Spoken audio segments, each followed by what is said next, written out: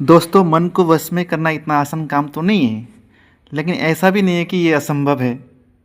कुछ दिन के नियम और साधना के बल पर हम अपने मन को काबू में कर सकते हैं, ठहराव में ले आ सकते हैं और अपने अंडर में ले आ सकते हैं इस चीज़ को। क्योंकि हमेशा जो है मन की स्थिति चंचल हालत में रहती है।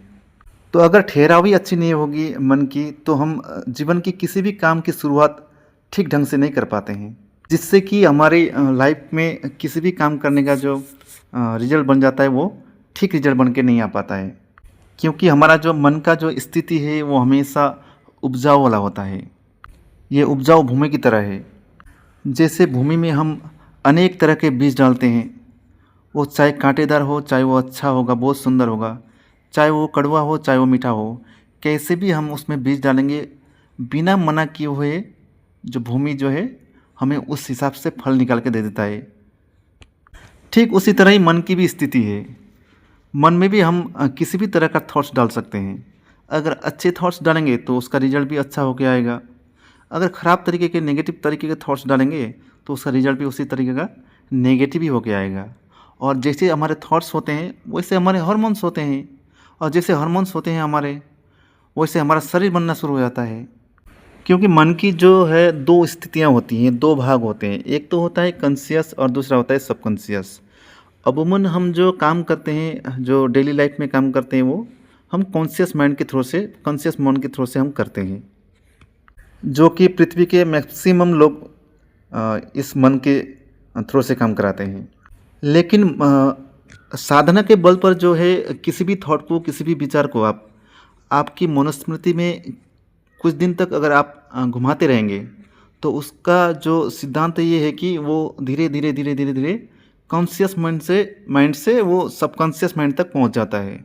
और जिस दिन सबकॉन्शियस माइंड के पास वो थॉट आ गया, वो विचार आ गया, उसी दिन से सबकॉन्शियस माइंड जो है शरीर पे काम कराने के लिए ऑर्डर कर देता है। वो एक सिद्धांत है।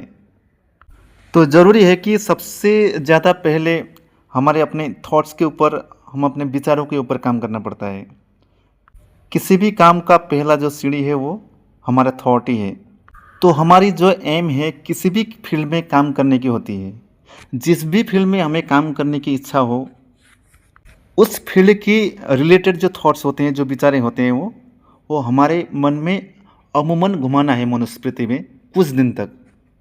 ऐसा करने से हमारा जो कॉन्शियस माइंड जो है वो सबकॉन्शियस माइंड के पास उस थॉट को पहुंचा देता है, जिससे कि सबकॉन्शियस माइंड जो है शरीर को काम करने के लिए उस थॉट के ऊपर ऑर्डर प्रोवाइड करता है। फिर वो काम कुछ दिन पर होना शुरू हो जाता है। चाहे आपको उस काम को करने के लिए आपके पास संसाधन हो या ना हो, लेकिन जुटाने का काम भी करा देता है वो।